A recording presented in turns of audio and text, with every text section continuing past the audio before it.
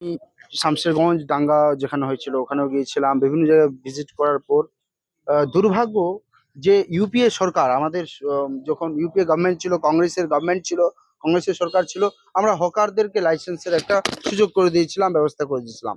ইনটাক সেবাদল অর্থাৎ Indian national trade union Congress, আমরা চাই যে হকার তুলসী গাছ একটা পবিত্র গাছ।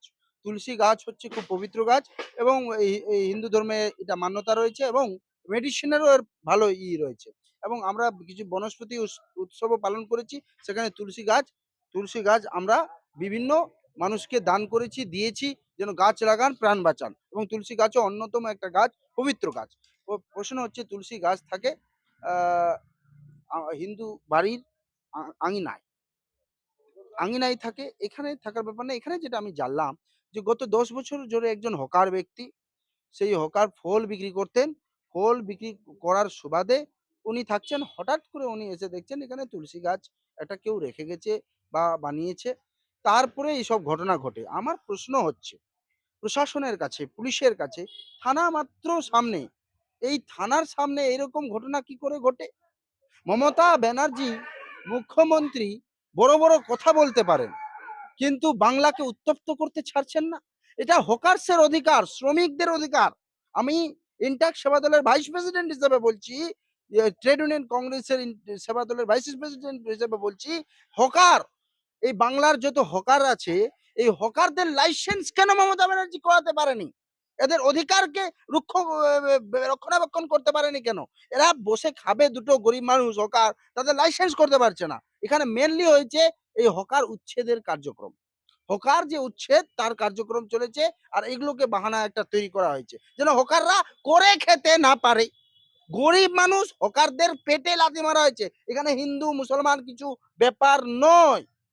হিন্দু মুসলিম বাংলায় সব সময় সম্প্রীতি থেকেছে, ভালো থেকেছে, এবং আগামীতেও এই বাংলায় যদি কোনো দাঙ্গাবাজ বিজেপি দাঙ্গা করাতে আসে এবং এর বিজেপি যদি দাঙ্গা করতে আসে, তো মমতা ব্যানার্জি ওই দেশলাইটা ধরিয়ে দেয়, দাঙ্গা করতে দেয়। উনি দাঙ্গা, বিজেপি যদি দাঙ্গা করতে আসে তো মমতা ব্যানার্জি দেশলাই দিয়ে দাঙ্গাটাকে উৎসাহ দেয়। এখানে কোনো ব্যাপার নেই। ব্যাপার হচ্ছে একটা শ্রমিকের অধিকারের ব্যাপার আছে। আমরা এই শ্রমিকের অধিকার চাইছি, এদের হকারি লাইসেন্সটা করতে হবে। এদের হকার যেন বসতে পারে, হকারি লাইসেন্স। 10 বছর হকারি লাইসেন্স নেই, ফলুয়ালা কোথায় গেছে? এইখানে সবচেয়ে বড় ব্যাপার হচ্ছে সাম্প্রদায়িক রং করে দেওয়ার চেষ্টা চলছে, বাংলার সম্প্রীতিকে নষ্ট করার, রাজনৈতিক ফায়দা নেওয়ার। রাজনৈতিক মানে কি? ভোটের ফায়দা নেওয়ার মমতা ব্যানার্জি, আরএসএস এর এজেন্ট মমতা ব্যানার্জি চেষ্টা করছেন। পুলিশ, প্রশ্ন, এটা বড় প্রশ্ন শাকিরুল, যে পুলিশ পাশে এরকম ঘটনা হবে? Is it believable? কোনো বিলিভেবল না। পুলিশ চাইছে গরিব মানুষ, শ্রমিক, তাদের অধিকার যেন না পায়, শ্রমিক যেন শেষ করে দেওয়া হয়, শ্রমিককে যেন ধ্বংস করে দেওয়া হয়। আমরা দেখেছি এর আগেও যে কলকাতায় গরিব মানুষদেরকে উচ্ছেদ করা হয়েছে, হকারদেরকে উচ্ছেদ করা হয়, হকারদের লাইসেন্স করে দেওয়া হয় না। ইউপিএ সরকার হকারদের লাইসেন্সের একটা প্রকল্প নিয়ে এসেছিল। এবং আমরা দায়িত্ব নিয়ে বলছি, যোগাযোগ করবেন এলাকার হকারবাসীরা আমাদের সাথে, আমরা আপনাদের হকারের লাইসেন্সের ব্যবস্থা করে দেব। কিন্তু এই সব ঘটনা বাংলার সাম্প্রদায়িকতা, একদম হাত জোর করে বলছি, বাংলায় সাম্প্রদায়িকতা নিয়ে আসবেন না।